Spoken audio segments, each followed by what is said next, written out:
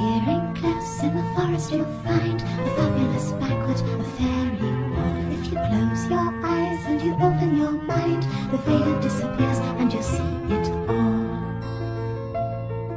Hi my angels, it's Hailey Reese, and for today's video I am going to be doing a video that I have wanted to do for probably the longest time, especially ever since I personally saw my first ever hitchhiker, because I remember thinking to myself, like, the concept of a hitchhiker is both absolutely incredible. Well, the idea of helping them is absolutely incredible because, you know, that's what humanity is about. It's about helping people out in situations where they need assistance.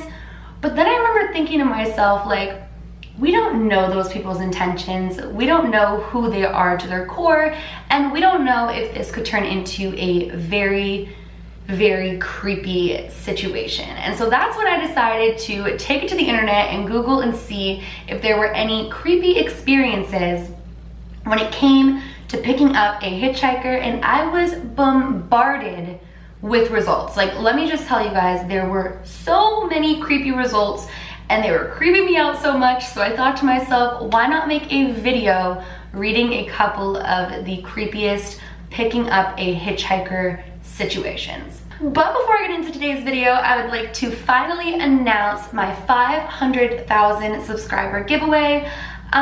First and foremost, I just want to say the fact that there is over 500,000 Reese's Pieces is the most humbling and incredible thing that has ever happened to me. You guys mean the world to me, and though this is just such a small fraction of how much I would love to do for you guys, I didn't want to pass 500,000 without doing a special giveaway. So if you're somebody who wants to enter the giveaway, just keep on watching here. But if you're somebody who's just here for the spooky stuff, here's a timestamp. You can skip on over to where I begin reading the creepy stories, but if not, let's get into this. So for this giveaway, I was thinking really long and hard about what I wanted to give away to you guys. And while materialistic things are always nice, I really wanted to do something personal and one-on-one catering to each of the 5 winners of this giveaway.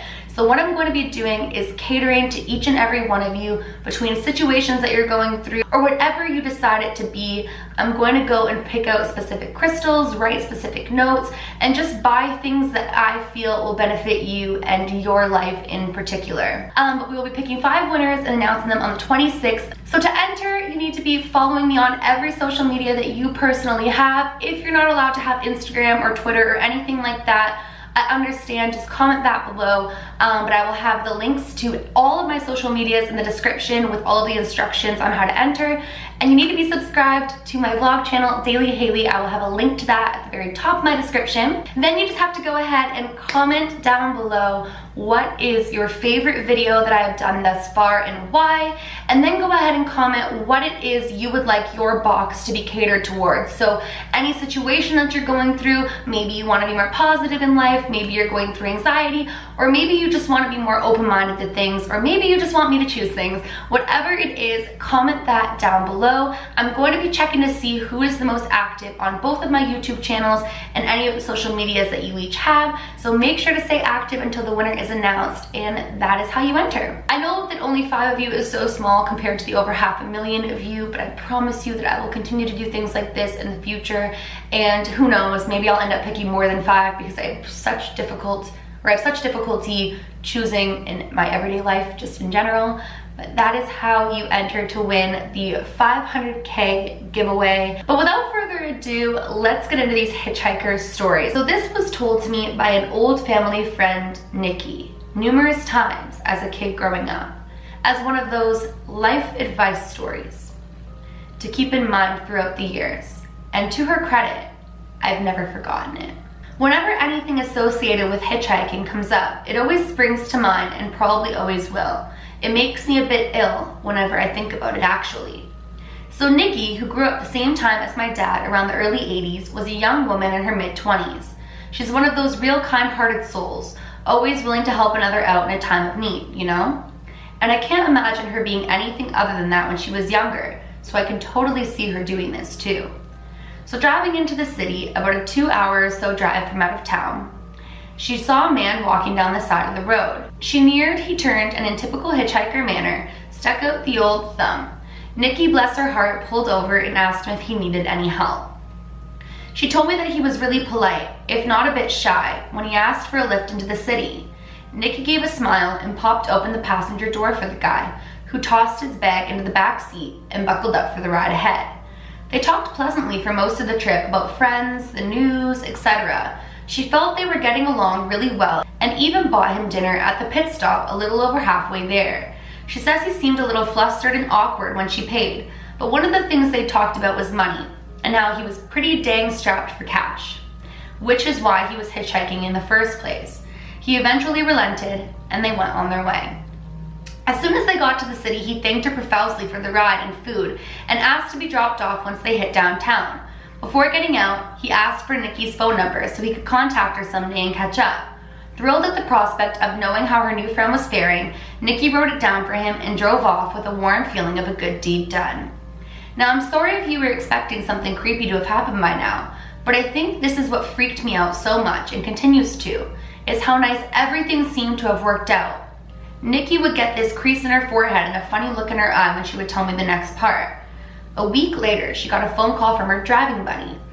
He didn't let her get a word in edgewise after hello and told her that she should thank God she was raised so nice, because when he first got in her car, he was planning on taking advantage of her and murdering her once they got to that pit stop. Then he was going to steal the car and dump her body in a ditch further down the road and go on his merry way. But after she talked with him so kindly and treated him to dinner with a smile on her face, he couldn't bring himself to do it. He didn't think he could live with himself after doing that to such a nice lady, and to please, please, please, Nikki, never, ever pick up another hitchhiker. Then he hung up the phone.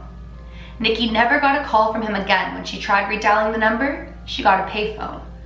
And so, Mr. Hitchhiker, I know I'm never going to meet you, because I'm going to listen to the advice you gave your driving buddy and never, ever pick up a hitchhiker. Ooh.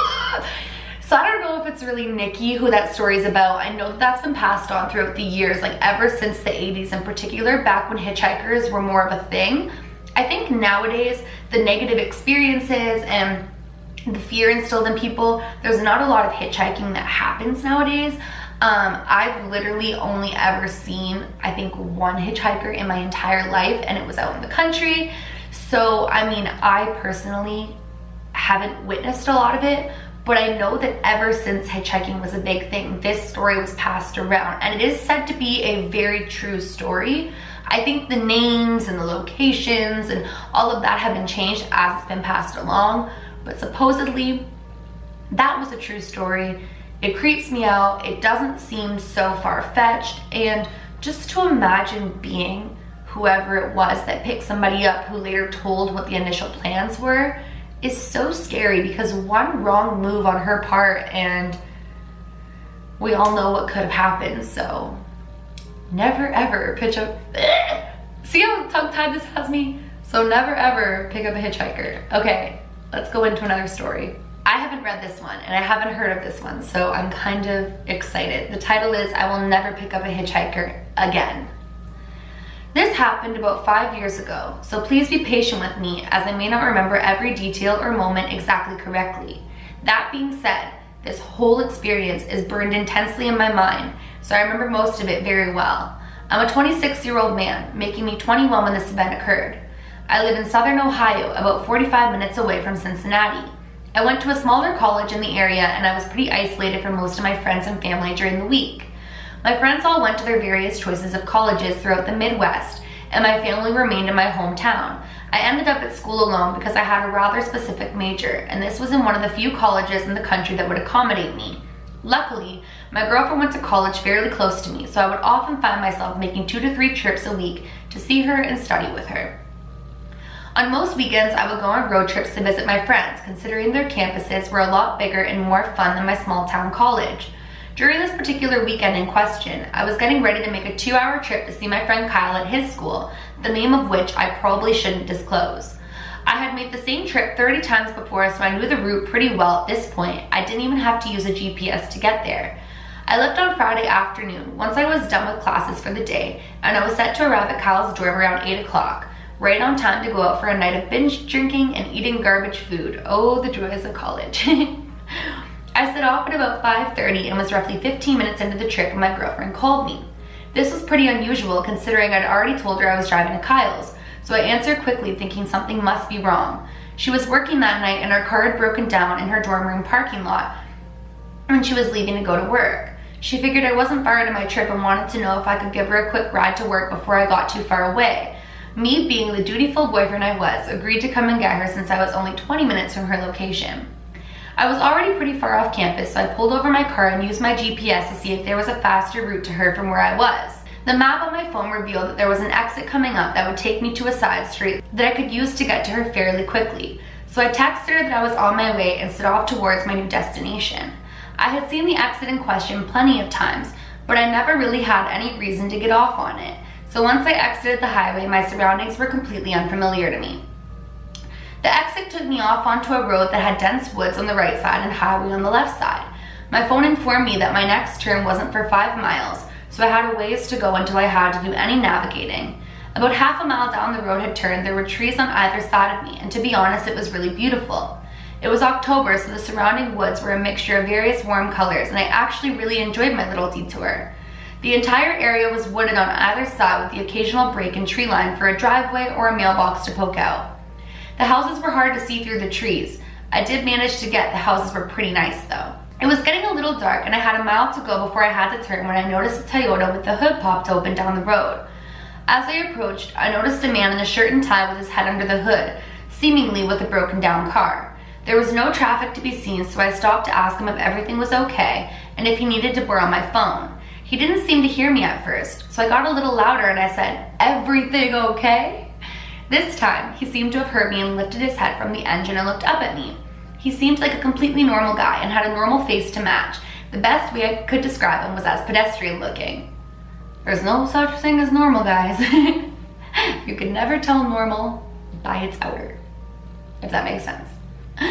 He had short brown hair, brown eyes, and a 5 o'clock shadow. He smiled at me and said he was on his way home from work and that something had gone wrong with his engine.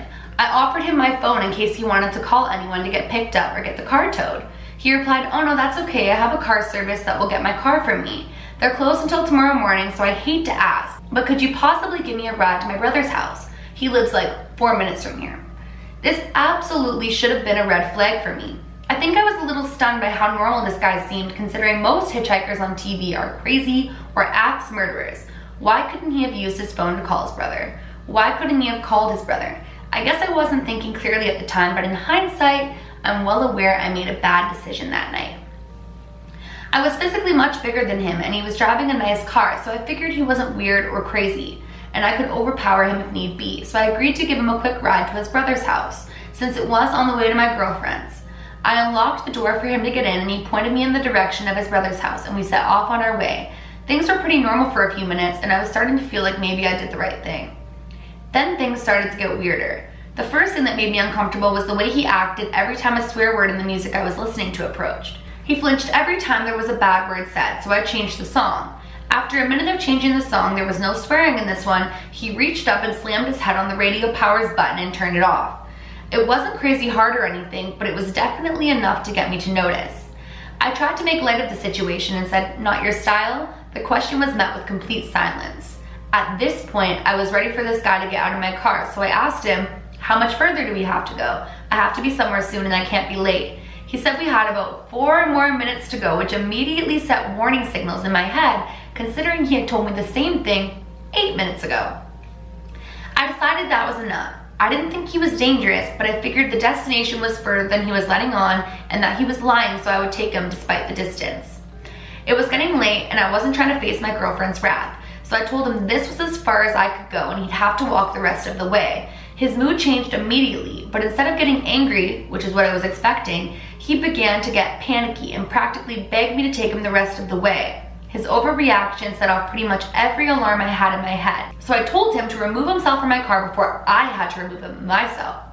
It was then that he pulled his rather oversized wallet and offered to pay me to take him the rest of the way. He tried to pull out a large stack of $20 bills, but as he removed them from his wallet, something else fell out of his wallet onto the seat next to him. It was only a split second before he grabbed it and shoved it back into his pocket, but I got a good enough look at it for it to haunt me to this day. along with all of his money, a small Ziploc bag full of what I'm confident were adult teeth, fell out of his wallet. Front teeth, molars, you name it. Everyone I've told this story to has been skeptical of this part, but I'm confident that that's what I saw. I freaked out worse than I ever had and screamed at him to get out of my car, and he got out immediately, looking at me with surprised eyes on the side of the road. I took off and called the police, who simply told me not to pick up hitchhikers ever again, as there was a large crime rate that happened with them, but that there was nothing they could do since the man didn't commit any crimes. I don't know where he was going or what he was doing, and I'm pretty sure I don't want to know. I do know, however, that he seemed to have all of his teeth in his mouth. I don't know whose teeth those were or why he had them, but creepy teeth hitchhiker, let's never meet again. That is literally so creepy. Oh my gosh. I think what's most creepy about that second story is the fact that we don't know what ends up happening. We don't know what type of person this was. We don't know where he was really taking him. We don't know why he was panicked, why he had adult teeth, why he was on the side of the road, why he didn't like swear words. Like, we don't know anything. And that to me leaves way too much room for the imagination, which gets even creepier, if you ask me. I don't know, you guys, that creeps me out so much. I think the idea of not knowing who's getting into your vehicle is so creepy, and it's kind of sad because at the end of the day, people like this have kind of ruined it for good people who genuinely want to ride somewhere, and I think that's the saddest part of all with any creepy hitchhiker story. I think I'm going to conclude with only having read those two stories just because they were longer, and every single hitchhiker story is really long as a lot goes on and there's a lot of creepy stuff. If you want a part 2 to this, make sure to let me know in the comments below, but please let me know what you think was going on in that second one. If you too have heard the first one, and just any and all thoughts you guys have about this. Have you guys ever picked up a hitchhiker? Did you have a positive experience? Now I'm asking too many questions, but I just want to know everything that you guys think of this. So please, please, please make sure to let me know in the comments below, and I'll be replying to as many of you as possible. Also, don't forget to enter my 500K subscriber giveaway. I'm really excited to do this for a couple of you guys. I wish I could do it for all of you, but I'm just excited about it. So make sure you enter if you want to win, and that is it for today's video. If you guys are new to my channel, or you are just not yet subscribed but you do enjoy my videos, I would absolutely love it if you would go ahead and click the subscribe button. I post a ton of videos, so I don't want you to miss when I do upload. And please give this video a big thumbs up if you did enjoy it, because it makes my heart super, super happy when you guys do that. So please do that.